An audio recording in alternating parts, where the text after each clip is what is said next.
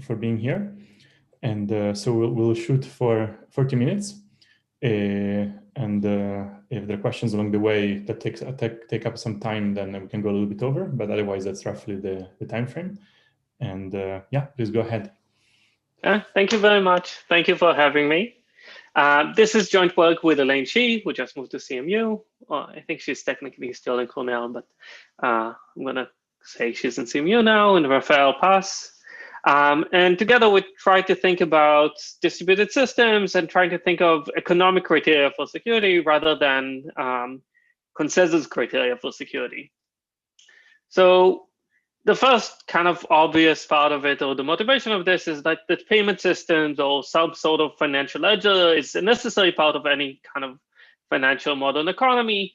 And the way that you can think of this in economic terms is that they provide memory or record keeping. Like the fact that I give a $100 bill to somebody is valuable because that's kind of records in some way that somebody gave me some service and I kind of owe him. I want to give him some benefit in exchange, but I don't want to give him the benefit now. I want to give it later. So $100 bills allow this person to go and give it this dollar bill in exchange to a service by basically anybody else in the system. And we don't need to remember that I did him a favor and somebody else needs to return the favor. We just have this very convenient money that's like kind of serves as a memory for this all this favor exchanges. And when we think of distributed ledgers, we think of a distributed way of just recording all those transactions, all this memory. It seems very natural to just like think of replacing the bank that generates a banknote or the Federal Reserve that issues the paper money with some decentralized version. And a lot of cryptocurrencies basically said this, like, we don't need the Federal Reserve to secure our banknotes. We can have a different secure system. And there's of course a lot of work under security, but what we want to take in this talk, in this work, is to take some economic perspective, asking not what are the technical limitations to an attacker, but what are the economic limitations. Like if you have an economically motivated attacker that can procure computational power, can bribe agents, will this attacker be able to benefit from attacking such a system? This is a question that a lot of people already have been asking about Bitcoin and similar systems. And we want to think about both Bitcoin and similar system and see whether it's feasible to have a decentralized system that can provide the record keeping for a modern economy and be secure in an economic sense. And at a high level, I'm going to talk a bunch in the talk to argue that Nakamoto is not really economically secure. And this is regardless of the payment to miners. There's a very common argument, especially about crypto enthusiasts, that you need to have large mining rewards to keep the system secure. We try to formally analyze the system under various assumptions, and it's pretty hard to justify such a claim. We think that actually the reasons why Bitcoin was not attacked have to do with other things that I'll discuss later. Other cryptocurrencies were attacked, and like it's kind of a small number of examples, but it's pretty much aligned with the way that we think about what actually deters attack here. And the other question is, given that, like the other obvious question is, given that Nakamoto doesn't give us the security they want, is this a fundamental problem of any distributed system, or can we get alternative protocols? And we'll say, no, it's not the fundamental problem of distributed systems. There may be other limitations to distributed systems, but the basic fundamental requirement that a financial system will be secured, that can be achieved by a distributed system. And by and large, the problem of Bitcoin is it favors liveness over safety in taking consensus terms. If you take a system that makes the opposite trade-off, a lot of proof of stake designs will give some proof of concept that can do this, you can actually generate a secure distributed system that does not really rely on the incentives of miners to be secure. It's just designed so you cannot cheat it. I'll talk a bit about in the end, like why payments of miners can still be useful for some things, but by and large, we think that payment to miners are taking a disproportional emphasis in the discussion relative to the actual role they serve. So to start thinking about this, I want to start by just thinking about an analogy, or like just thinking what is security in a traditional system. Well, when we think about the security in a traditional system, we think of merchants that have to receive some sort of payments. And the merchants, let's say I come to my grocer, I come at the end of the check, I come to the cashier, and I want to take all my groceries and give the supermarket, the merchant, some funds in exchange. And suppose I decide to write a check. Now, the merchant will want to look at the check and will do everything in his power to make sure that the check is actually valid. What does it mean for the check to be valid? The merchant does not care what the merchant thinks about the payment. The merchant cares what the bank thinks about the payment. So I'm going to look at everything that's like the bank tells me to check. And if I covered everything that the bank told me to do, and I know now that the bank will recognize this payment, I'm good. I don't really care what happens except for that. But if I look at the check and I miss some things, and when I take it to the bank or some other merchant and they catch something and say, oh, you can't use this check, it's not valid, then I'm at a loss. So what we want to think about is the merchant's perspective. Like a merchant will receive some funds via a transaction or a record on the ledger, and he will need to verify whether others will actually recognize this payment. And I'm using payment. I'll use payment or transaction throughout the talk to be concrete, but it equally holds if you think of I'm buying a house and somebody made a transfer on the ledger. The question is whether others will recognize this transfer. When I have a dispute with somebody else in the future and I go to the courts, I go to somebody else, will that record in the ledger, in the property registry, will actually convince other people that the house is mine? Okay? That's what I care about. Is this a device that allows me to convince other people? An underlying necessary assumption for this is that we all agree on the monetary system on the ledger. So if we have a revolution and the property registry just got annihilated, of course, like there's nothing that we can do. The picture here is from India's demonetization. At some point, about 2 years ago, I think, India made a huge move to say all the bills on the left are no longer valid. We have new bills on the right. It was no fault of the bills. This paper money was completely secure, as effective as technologically you can have it made. But society decided to switch systems and decided that the previous notes are worth nothing.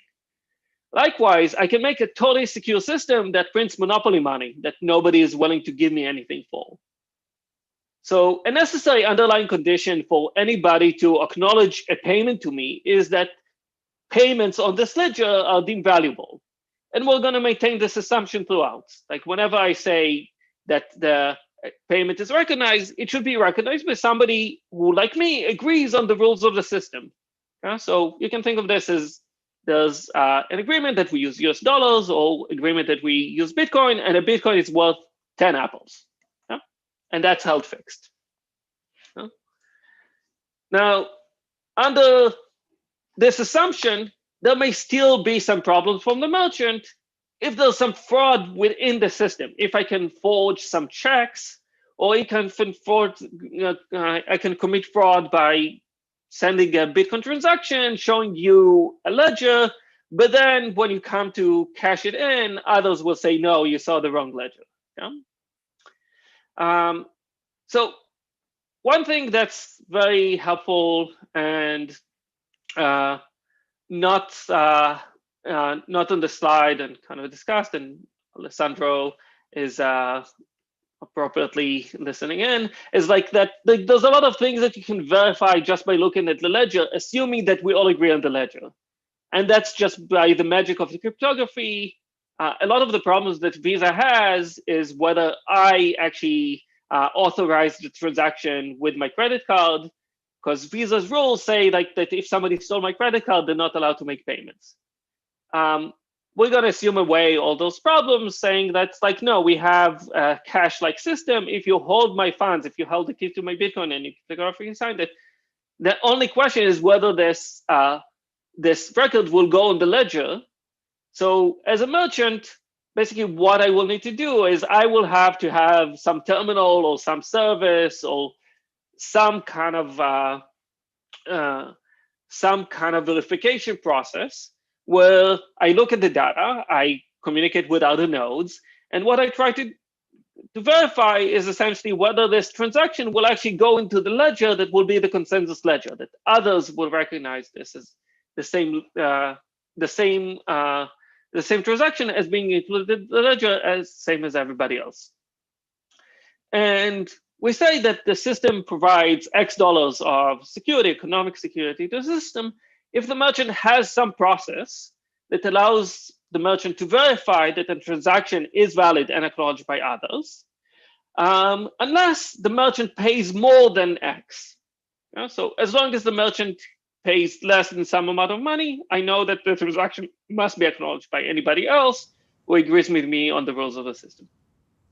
I have a question. Yeah. What do you mean by pays at most that much? Does it mean that the attacker is investing resources in the attack that cause him to expend this amount of money, or that maybe, I don't know, he had some money stashed somewhere that gets confiscated of this amount, or any of the above? So basically any of the above. I want to say I will need to describe a model of the world of what the attacker can do with money. But given a model of the world, I would not think of a fixed computational, a set of fixed computational power with to say, here's how much it costs to buy an ASIC on Amazon. Given this environment, an attacker can spend money buying ASICs from Amazon. He can spend money bribing people. He can do a lot of things. I'm going to have to make some assumptions about what the attacker can do, but then I want to translate everything to how much will it eventually cost the attacker, because the attacker will just make a economic cost-benefit analysis at the end of the day, and if it benefits him more than X dollars, he will do the attack. Now, I don't want to make an assumption on how valuable the attack is, how much benefit does the attacker get from the attack. I don't necessarily know that, but it's much easier to say how much would it cost to make the attack. So that's what I'm focusing on. Thank you for clarification. Yeah. Yeah. So as I just said, that was a great question. I will need to make a bunch of assumptions about what the world looks like, what can I do by spending money. And the first kind of model that I will start analyzing is, let's try to analyze Nakamoto consensus, like the Bitcoin consensus protocol, longest chain protocol. Well, miners just rent compute power. So assume that there's no ASICs, there's no dedicated compute power.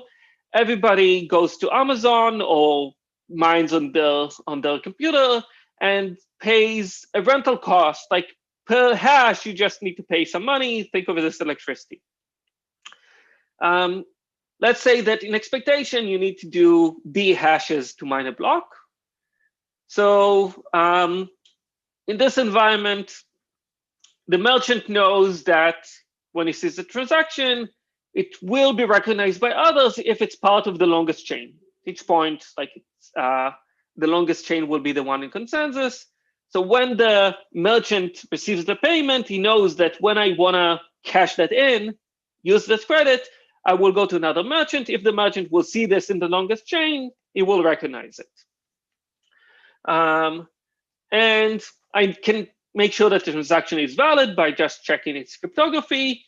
The question is this going to really be part of the longest chain, or is it going to be discarded along the way?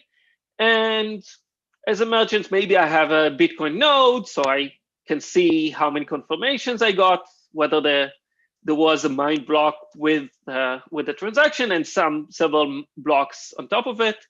I can wait till the transaction receives 10 confirmations, 6 confirmation, how many confirmation that they want. So it's buried deep within the chain. And I can even use monitoring services. There's some services out there that will say, oh, is anybody trying to do a parallel chain? Are there anchor blocks around? Whatever you want to monitor, you can try to monitor. But under this model, it doesn't help you. Whatever you do, you don't get security from it. And the reason is actually pretty inherent to the Bitcoin protocol that kind of prioritizes liveness over safety in a way. Okay? So if an attacker wants to attack this merchant, he will do what's commonly called a double spending attack.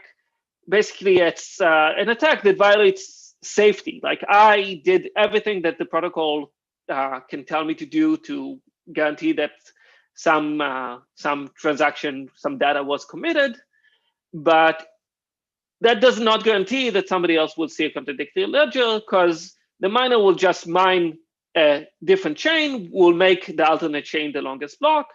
It will need to fork a bunch of blocks and will need to pay the cost of mining those blocks. So suppose the miner needs to mine K blocks.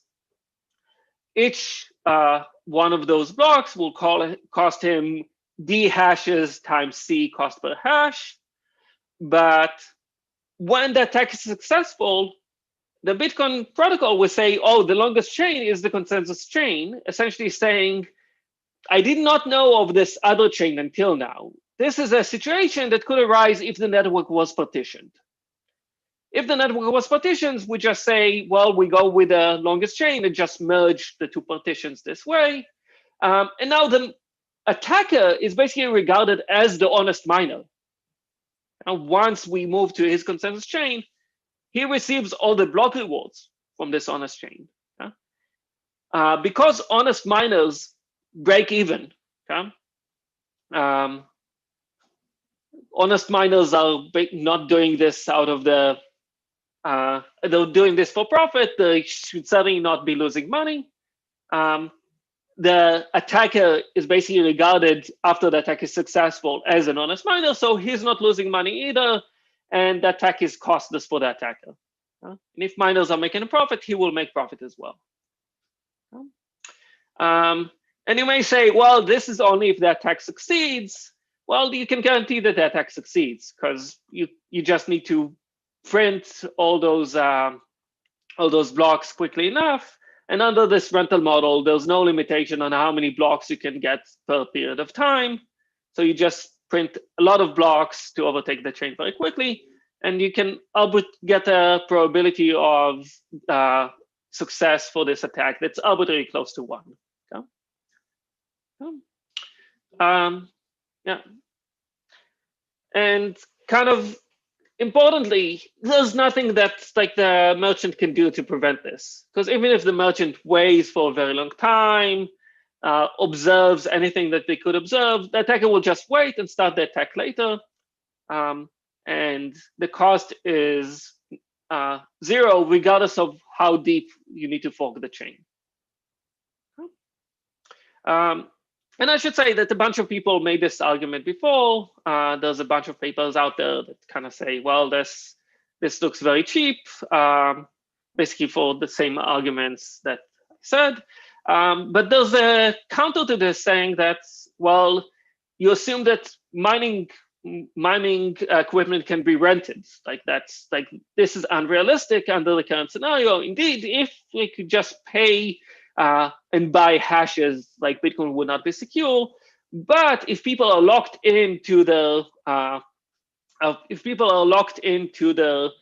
mining equipment, then it gives them a stake in the system, and that gives you security. And luckily, we have ASICS now. If you want to mine with Bitcoin, you can't just rent equipment, you need to buy equipment. You need to put in a fixed sum of money, have an ASIC in your home, and now you have a stock of capital that's like locked into the Bitcoin system and cannot be used anything else. So we take an extreme version of this kind of system. So suppose miners have some specialized scarce equipment, like they have ASICs. Only miners have ASICs. Nobody else has ASICs. The attacker cannot buy an ASIC. There's just a fixed amount of ASICs out there. You cannot buy them. They're just there. Okay? But we're going to assume that those miners are for-profit entities. And they will just maximize whatever is best for them. Now, you may say, well, they're altruistic, they're saved. Okay, that's fine. But then you're relying on the altruism. I want to have a model where I don't have to assume that they'll do the right thing. I want to see whether economic incentives make them do the right thing.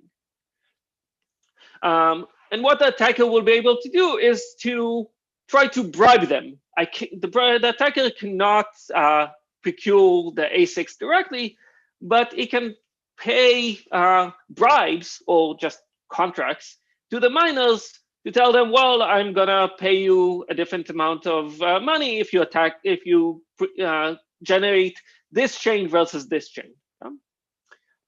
Now, the miners do not want the system to be attacked for various reasons. Like you can think of those miners may have blocks already in the current chain. If you fork the chain, they will lose all the rewards they have. Maybe an attack will cause a devaluation of the chain, or like various other reasons why you think that they're invested in not having attacks on Bitcoin. I'm gonna have all of those lumped into one letter called CA. This is all the losses that an attacker will incur if an attack happens. And what the attacker will do in this model is just commit to pay some R tilde reward per block, that's R tilde, for each block that miners will produce for the attack chain. And this can be done fully committedly by a smart contract.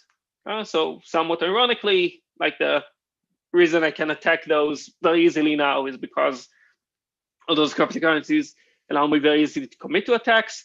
I can just lock in some funds in Ethereum and say every time that somebody produces a hash on this attack chain, I will collect the reward, just put my address to collect the reward from the chain, but you can collect your money immediately once you present this attack block.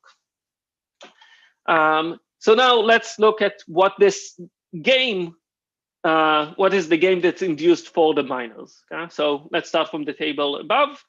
So there's two scenarios, either the attack is successful or the attack fails. And the miners can either decide to attack, build the attack chain, build the honest chain, build the normal chain, or just shut down and be offline. If you build the honest chain, then you incur a cost of mining, CM, because you're on, and you're going to incur this cost whenever you're honest or you attack. I should say all the payoffs here are per block. Okay, that was my question. Okay. What? So that was my question. So why is it like per block? I mean, I thought that the money that miners have already in the system stored so far, for example, like all their past, let's say earnings, that's not really like a per block thing, right? Yeah, so the CA should not be per block. But think of a miner that has one block. I'm thinking of a decision to make one block. And I'm just thinking per this one block.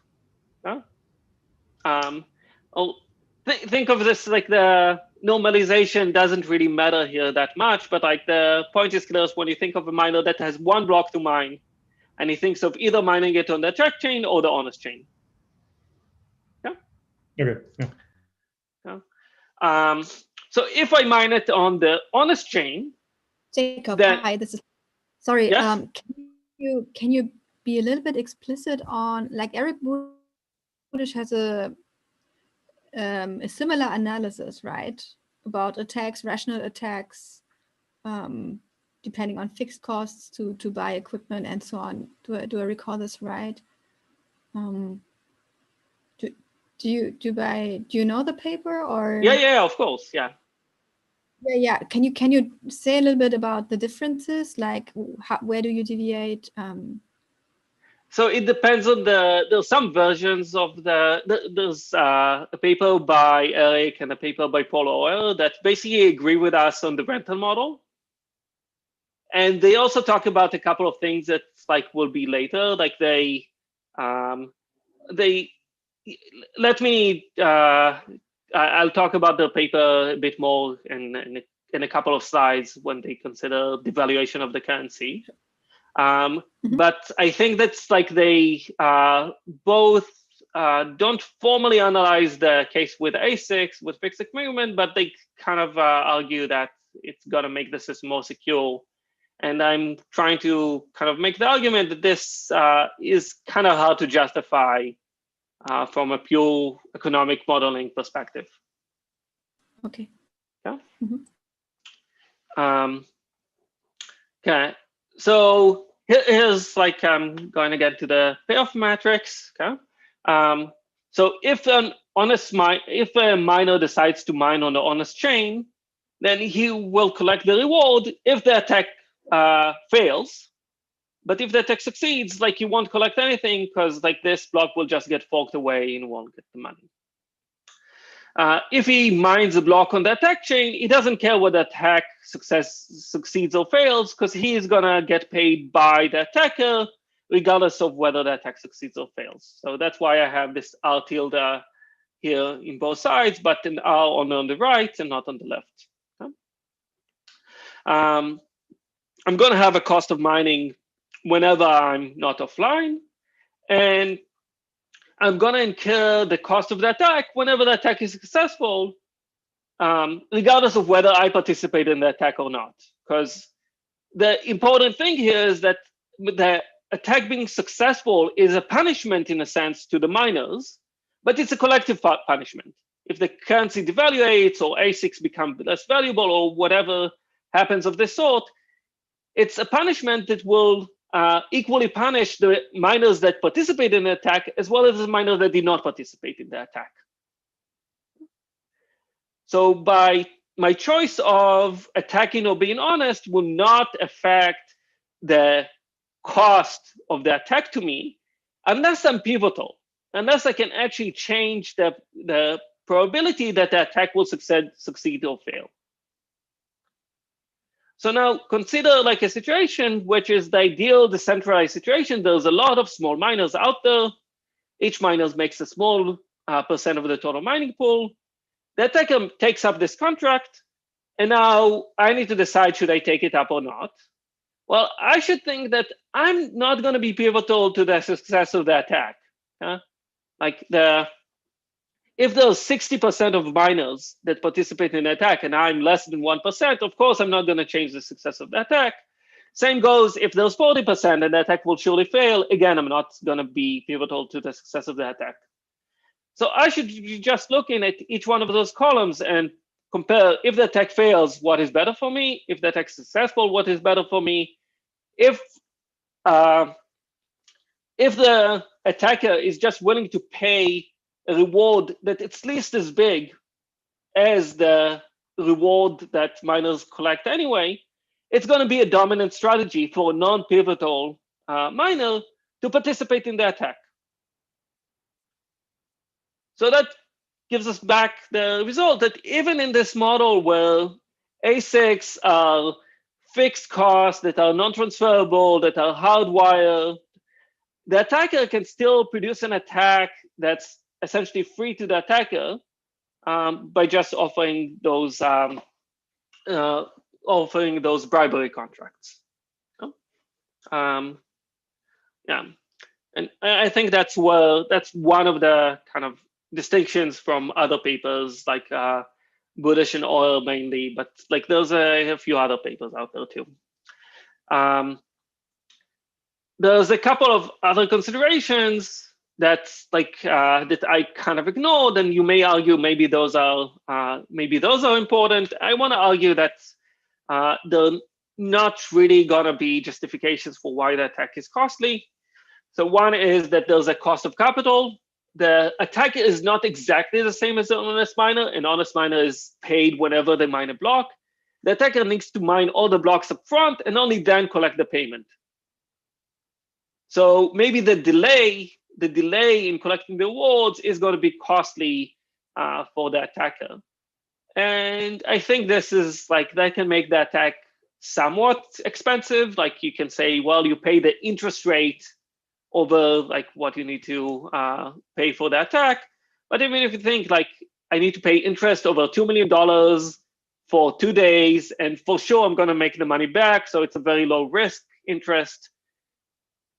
It's very low bang for the buck and very low numbers if you plug in some reasonable numbers for mining and interest rates for pretty short periods that you can run the attack on. The other thing that's actually Eric Budish makes this argument really nicely in his paper. What about the currency collapse? The attacker collects a bunch of block rewards, but maybe once the attack comes out, the currency will collapse, and then I collect the rewards. In normal times, they will be worth $2 million, but the currency collapsed by 50%, so I collect only $1 million from them, and I lost $1 million for the attack. The attack does become costly. Eric, I think, answered very nicely to this to say, well, if this is possible, then there's another form of the attack that's very lucrative, which is to short the currency. Right? If the attacker loses money when they incur the attack because the currency collapse, it means that they can make the currency collapse. If you can make the currency collapse, you can benefit from this in other ways. So you can't hold the stick both ways. If you can make the currency collapse, that's another vulnerability of the system that's, again, not very desirable. And two other things to add on top of that is, one, there's an assumption that the market actually learns that the attack happened.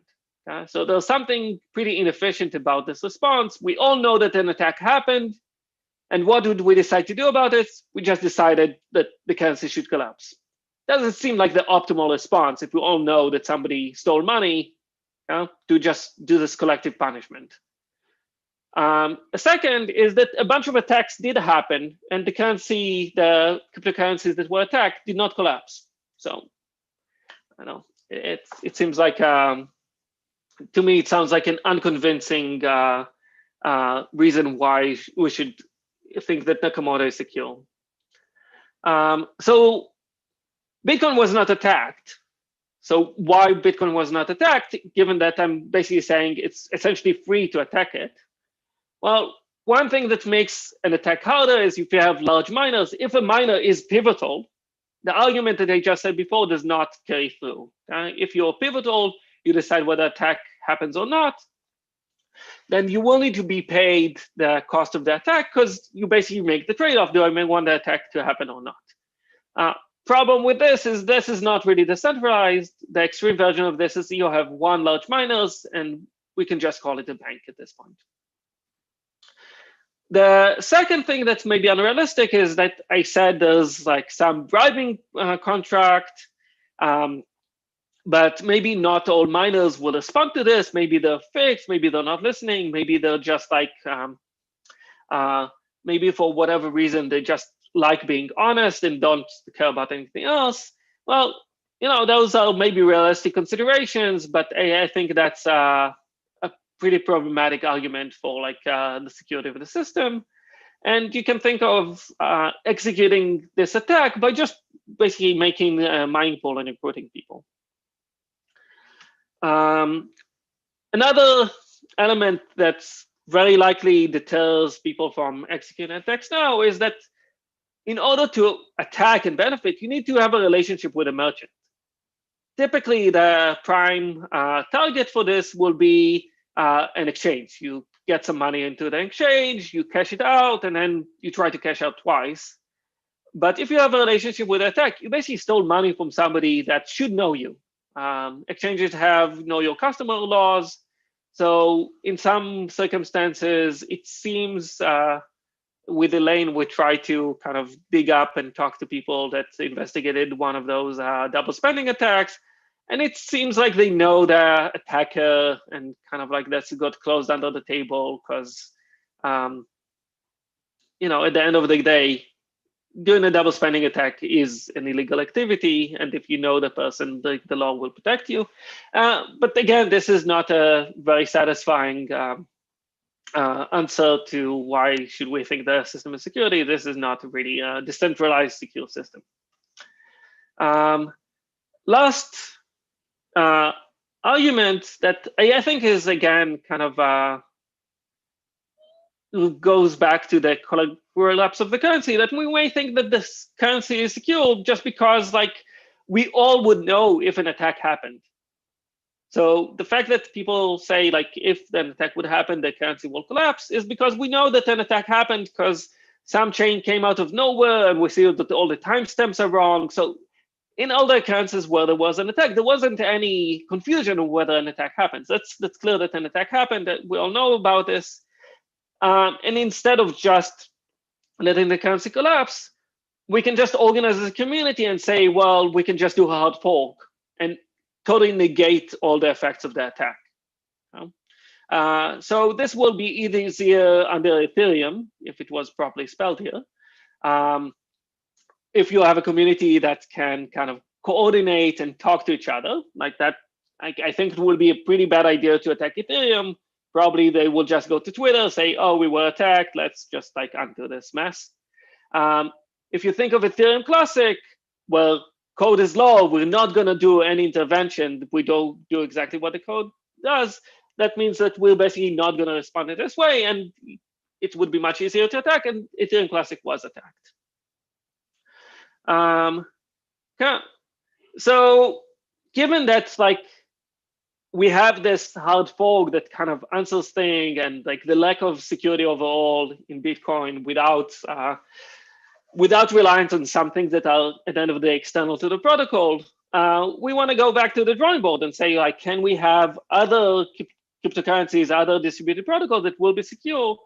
And I'm just going back to traditional payment system and ask how do they maintain security?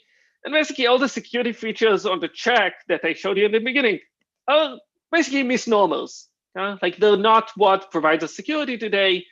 What provides us security is that when the merchant gets the transaction from you, they call the bank. And they call the bank and say, do you approve this transaction? If the bank says yes, that's it. Like the merchant is safe.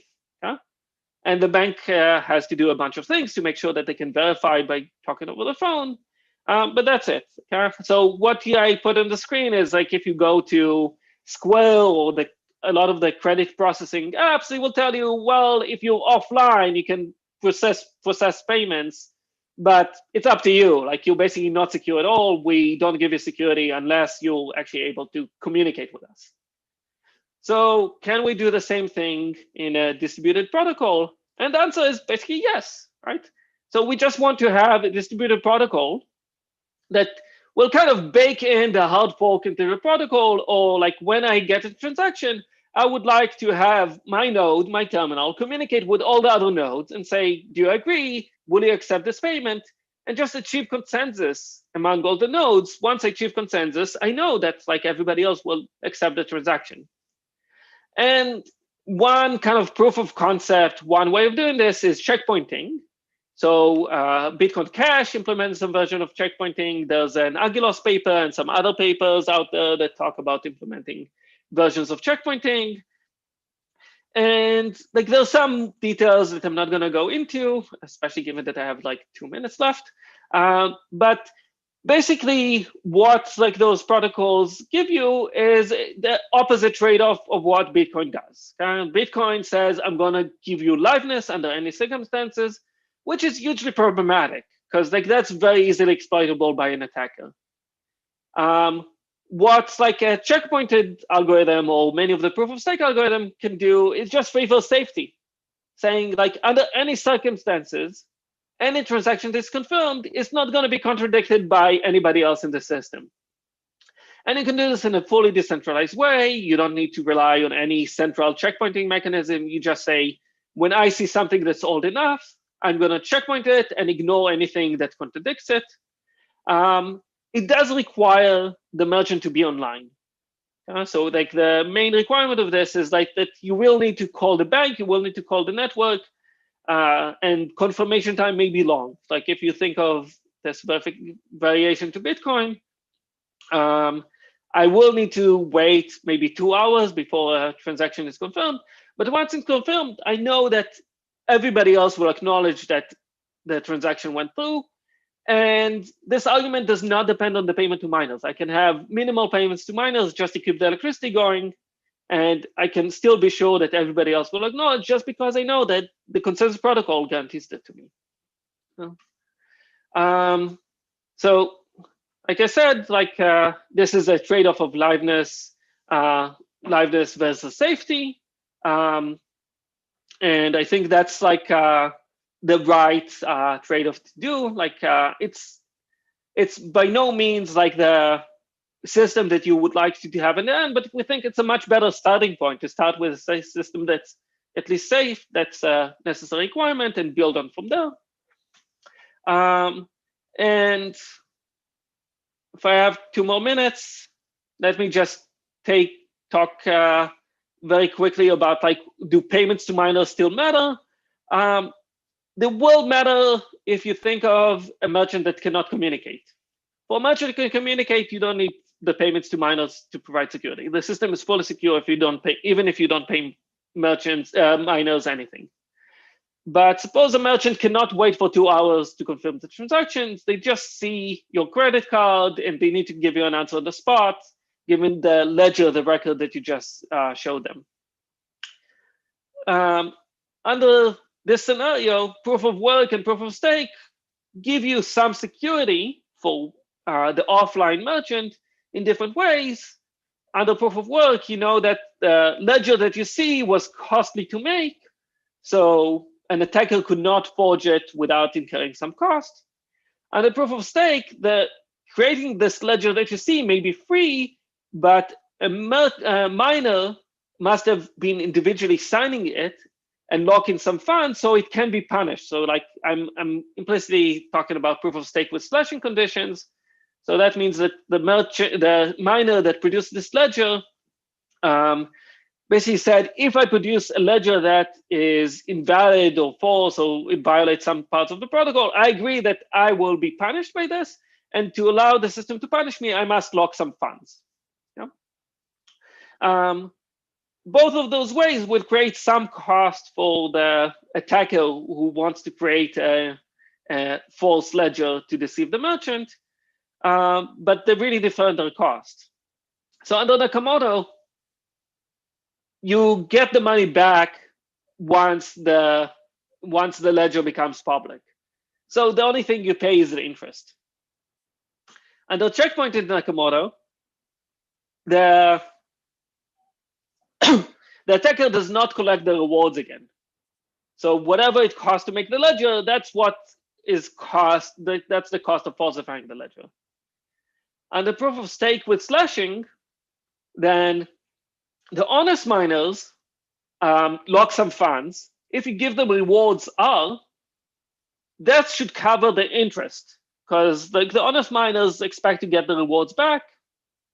So how much am I willing to lock if I get rewards R? Well, the R over the interest rate is the amount of money that will make me indifferent between putting this money away in an interest-bearing account versus locking it here and getting the rewards. So I get 1 over the interest rate. And think of the interest rate like for a day or something that you lock it, or a few days, as something on the order of 1%. So of course, the last one is much more effective. I can get people to lock a lot of funds by paying the reward and paying them the interest rate. The attacker will lose those funds as opposed to the honest miners who will get those funds back.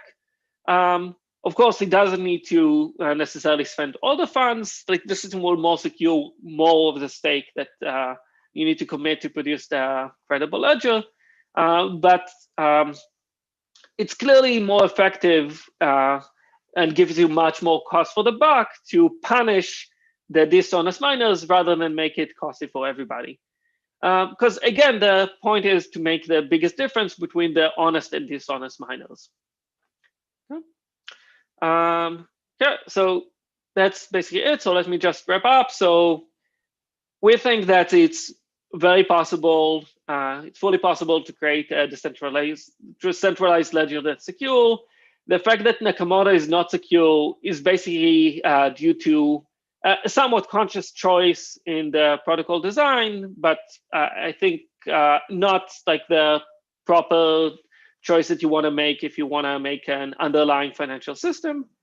And of course, none of the protocols that I talked to you about should be regarded as the final thing. There's a lot of other properties that you want to have in those systems, but we think this is kind of a starting point in trying to building up what the fundamental property that we want is that the system will be secure, and then we can start talking about what other properties we want in the system as well. Thank you very much. That's it. Thank you, Jacob. Are there questions for Jacob?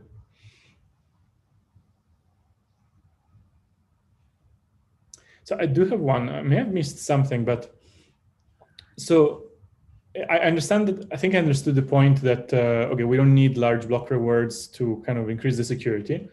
But we still need miners to get up from their couch and go mine for some reason.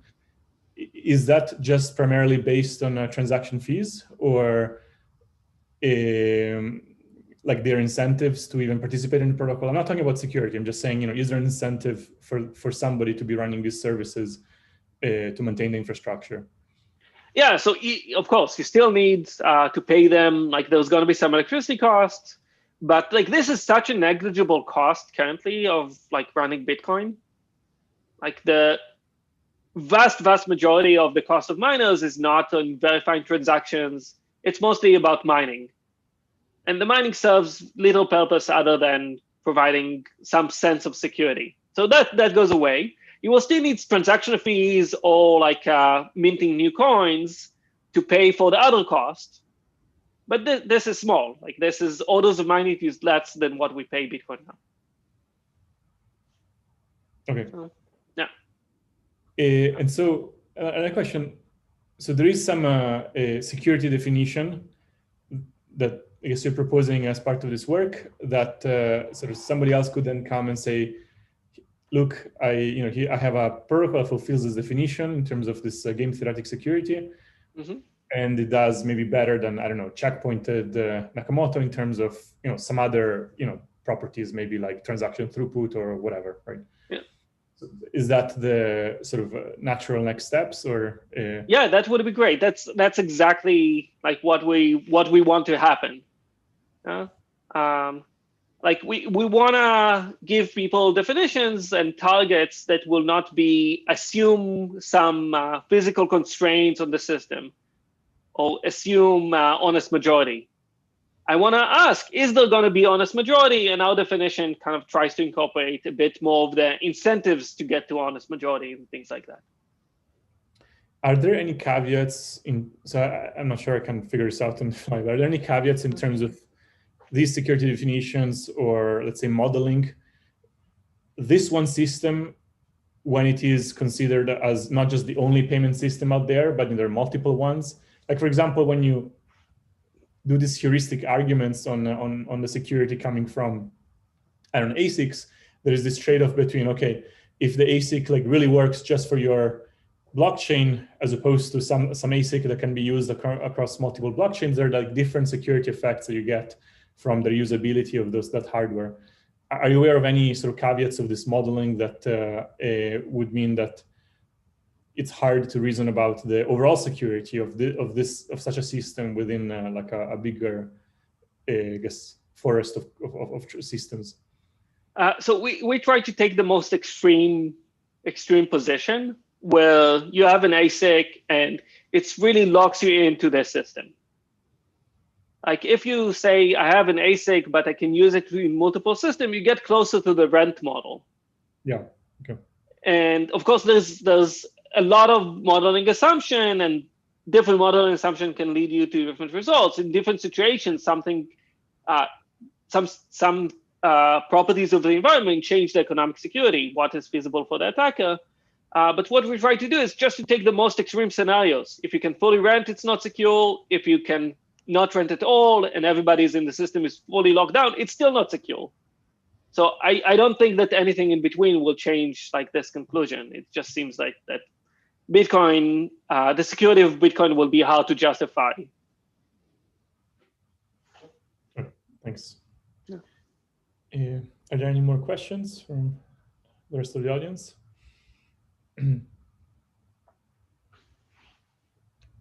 Okay, so if not, thanks again, Jacob, for an excellent presentation. I think it would be good and healthy to take a 5-minute break before the next talk by Jing. So let's resume in 6-7 minutes for the last talk of the workshop. Okay, thank you.